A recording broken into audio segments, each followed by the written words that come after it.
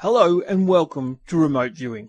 Coming up on this show, we'll take a look at the first volume release of the smash anime hit that pits a maniacal genius with a god complex against a reclusive weirdo in Death Note. Watch as the progress of science is brought to a halt by Dee, Dexter's interfering sister, in a release that deals with paradoxes, giant robots and super monkeys.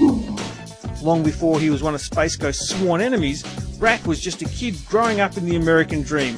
Or at least, a really messed up version of the American dream. We'll stand back with both hands over our firewall as we watch Section 9 investigate the Laughing Man in possibly the longest titled DVD release ever. All in this instalment of Remote Viewing.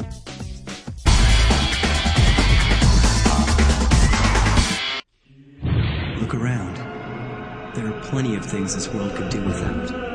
Light Yagami is a brilliant student with a promising future based around not being a complete nutjob. Unfortunately, a notebook with the ability to end the life of anyone whose name is written in it falls into Light's possession. And as the old saying goes, power corrupts, and ultimate power turns you into a maniacal loon hell-bent on ruling the planet and killing anyone who gets in your way. Or, for that matter, anyone who knows someone who might have thought about getting in your way.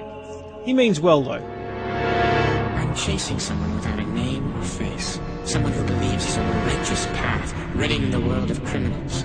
But his brand of justice is misaligned. Light may very well have met his match when an equally odd character known only as L is brought in by authorities to hunt down the cause of all these mysterious deaths. L is reclusive and communicates with the outside world using a voice digitizer and a MacBook Pro. Under normal circumstances, L would be the weird one, but considering he's not the guy killing people left, right and centre, we'll just call him eccentric. Kill me if you can.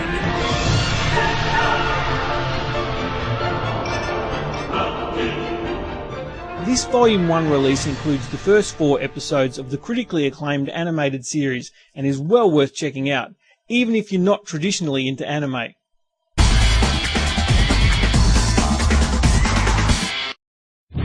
Any fan of the Cartoon Network's Adult Swim will be familiar with the work of the team behind the short-lived series titled The Brak Show.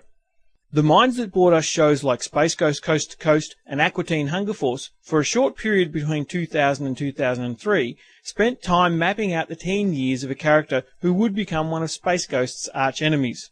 Check out this clip thanks to TV.com. Hey everyone! Brak is here and that's perfectly clear. Clarence, you're not Brak! I'm Brak! Roo-dee-doo-dee-doo! I'm Brak too! I say crazy stuff all day and people love me. See? Look at me, the Queen of France in my brand new pants. I'm upside down in a car, driving around to the grocery store. Oh, how precious! It's not precious, it's stupid! It doesn't make any sense!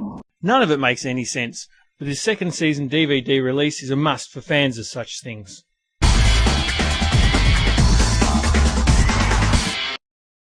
Standalone Complex is a series set in the cyberpunk universe of the classic manga comics and movie franchise titled Ghost in the Shell. The Laughing Man is a 2 DVD release which condenses the first season of Standalone Complex into 160 minutes of wall-to-wall cyborg action.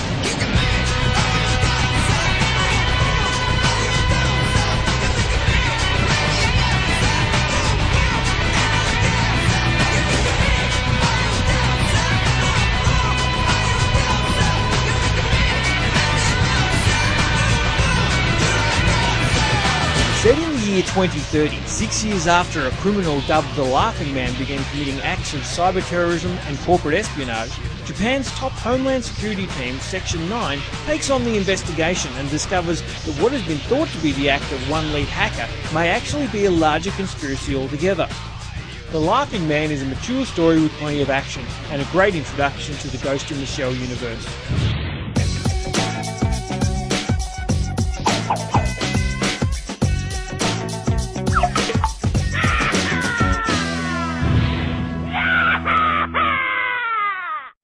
If you've got kids, then my first suggestion would be to call an exterminator. Barring that, you can keep them out of your hair by parking them in front of the first season DVD of Dexter's Laboratory. The only downside being that this is such an entertaining cartoon series that you're probably going to want to watch as well. Dexter's Laboratory is the story of a boy genius whose experiments and discoveries are endlessly thwarted by his airhead sister Dee Dee. Not that Dexter doesn't bring many of his failures on himself. His obsession with his own genius prevents him from having friends. In fact, he's such an annoying little boffin that even a comic book nerd like me would be tempted to perform an atomic wedgie on him if given half a chance. The show has moments of brilliance though, with stories that deal with paradoxes, alien abductions and transmogrification, and pop culture references that go beyond the grasp of a child's underdeveloped brain. While Dexter's Laboratory is aimed at kids, there's plenty here for adults to enjoy. Visit elroyonline.com for full reviews and source links of all the stuff covered in this episode of Remote Viewing, and more. Thanks for watching.